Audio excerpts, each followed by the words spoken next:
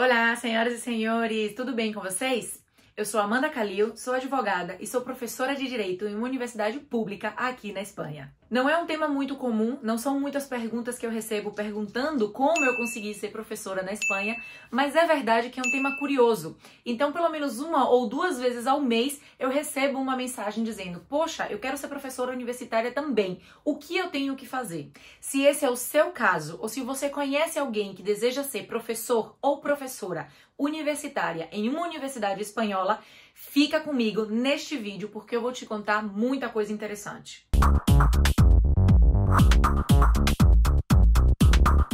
Eu tenho certeza que você conhece, que você tem algum amigo, um colega, um parente que gostaria de ser professor na Espanha, então compartilhe esse vídeo com ele. Eu vou começar do começo. É um pouco clichê, mas é verdade. E o começo de tudo é esse desejo, essa motivação de ser professor universitário. Eu tive essa vontade e essa meta na minha vida desde o segundo ano de universidade. E isso o que quer dizer? Que desde o meu segundo ano de graduação, eu comecei a focar e a estruturar a minha carreira para ser professora universitária. Isso significa que eu fiz iniciação científica, publiquei artigos científicos e participei de grupos de pesquisa. Ademais, a minha universidade proporcionava um programa de monitoria, que era alunos monitores, que também ia acrescentar muito o meu currículo. Desde o meu segundo ano de graduação, eu comecei a fazer parte do programa de monitoria. Essa minha jornada na graduação não é obrigatória e nem todo mundo tem que ter feito igual, mas é verdade que para mim funcionou muito bem na hora de apresentar o meu currículo para conseguir continuar a minha carreira acadêmica aqui na Espanha. Quando eu terminei a graduação no Brasil, de maneira quase que imediata, eu comecei o mestrado em uma universidade espanhola. Por que de maneira quase imediata? Porque a gente termina a graduação no Brasil normalmente em dezembro e o ano acadêmico na Espanha começou desde setembro. Então eu tive que esperar. Terminei a minha graduação em dezembro, fiz a colação de grau e a formatura em março, abril do ano seguinte, e em setembro comecei o meu mestrado. Por uma questão cultural e de organização acadêmica na Espanha, quase todo mundo faz mestrado. Inclusive, para algumas profissões, o mestrado profissionalizante é obrigatório. Para ser advogado ou advogada, é uma delas. Uma vez que eu terminei o meu mestrado em uma universidade espanhola, o seguinte passo era o doutorado. Não significa que você tem que fazer obrigatoriamente o doutorado para ser professor universitário, mas sim para conseguir uma vaga permanente na universidade como professor. Existem outras figuras de professorado que não exigem o doutorado, mas que mesmo sendo uma não exigência, na prática, as universidades só contratam com doutorado. É possível ser professor universitário sem doutorado? Sim, mas é a exceção. Eu conheço alguns, mas de a cada 20, 30 pessoas que a gente conhece, uma ainda não tem o doutorado. Então, o caminho mais lógico é que uma vez que você termine a graduação, você faça um mestrado e depois um doutorado. Se você já tem o doutorado em outro país, fora da Espanha, você deveria homologar o seu doutorado aqui. E acontece igual que se você tivesse um doutorado fora do Brasil e quisesse homologá-lo no Brasil. Você vai precisar contactar com alguma universidade para que essa universidade valide o seu título de doutor ou doutora e você possa ter um título homologado e válido no território. Para ser professor ou professora universitária na Espanha, existem três dicas fundamentais que você tem que saber. É o que a gente chama aqui do pulo do gato. E eu vou te contar nesse vídeo essas três dicas impressionantes e que vão fazer toda a diferença se é o que você busca ser professor aqui na Espanha. A primeira coisa que eu vou te contar é: infelizmente, o dedinho de quem indica ainda é algo muito presente nas universidades, seja no Brasil, na Espanha ou em alguns outros países. Aqui, os contatos que você faz dentro da universidade vão ser imprescindíveis para que você tenha uma carreira acadêmica de êxito.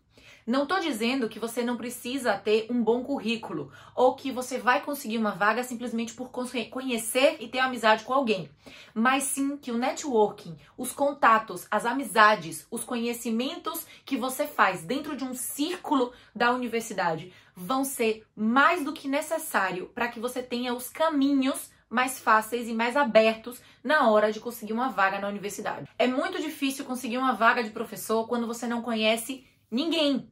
Muito difícil. Não é impossível. Inclusive, eu conheço uma brasileira que solicitou a vaga, aplicou e conseguiu.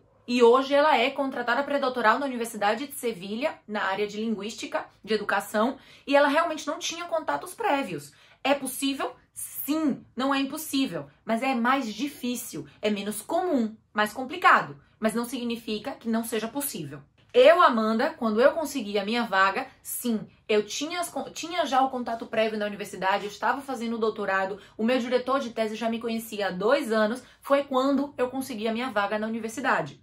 Outra pessoa que é um grande exemplo é uma amiga que está em Salamanca. Quando ela conseguiu a vaga na Universidade de Salamanca, ela já estava morando em Salamanca há quase 1 ano, há uns 10 meses. Ela já tinha contato com esse grupo de investigação, inclusive antes de vir com uma Bolsa Santander. E esse vínculo é o que abre e facilita as coisas.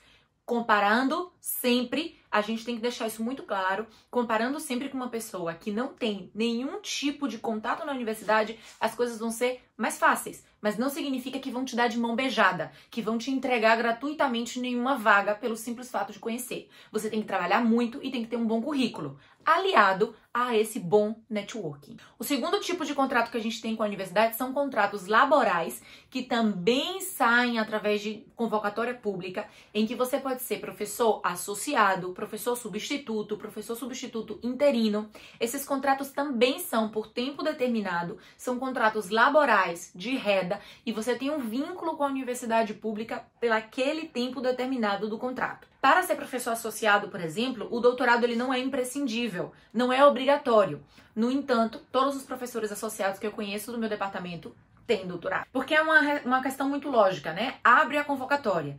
7 pessoas se apresentam. Das 7, 5 têm doutorado e 2 não.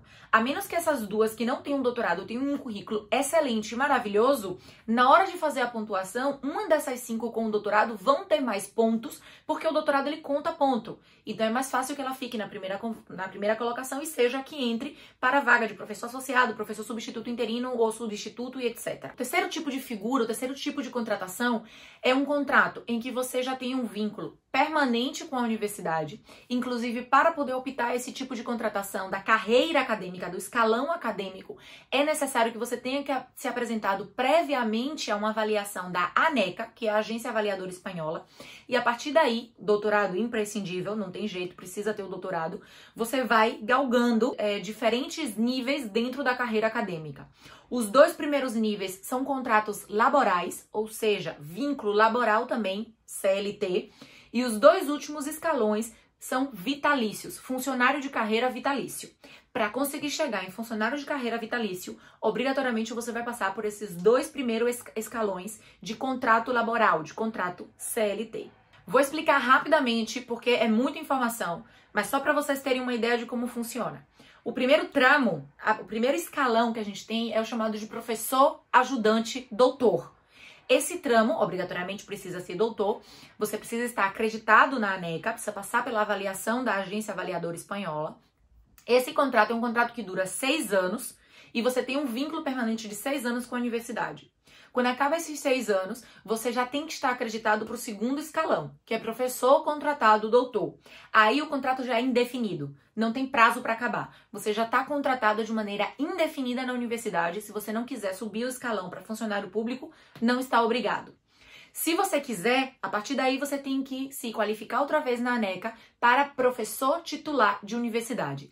Esse é o primeiro tramo em que você é funcionário público vitalício. E o último e quarto tramo é o tramo de catedrático de universidade. Lógico, também é professor vitalício, já tem cadeira permanente na universidade para sempre, funcionário público.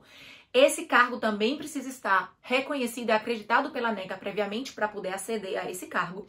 E ele é vitalício, funcionário, professor catedrático de universidade. Todos esses 4 tramos que eu falei da carreira universitária, que você vai subindo escalões, não fazemos concurso público de prova. É concurso público de títulos. Ou seja, abre a vaga para professor ajudante doutor. Você apresenta os seus títulos.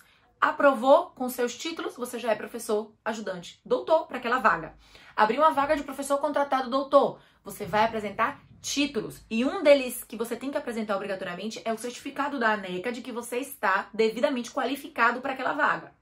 Quando a gente chega já nos tramos de funcionário, continua sendo título, mas soma uma fase que a gente chama aqui de exercício, que não é nada mais do que a defesa da vaga.